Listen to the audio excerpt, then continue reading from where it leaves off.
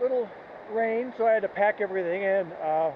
The Osmo was getting wet as well as my drone, so I kind of covered that up. And before I head in, I've just got my little contour action camera I'm using now. It's an old fishing camera I've had since 2013 and an Alaska trip.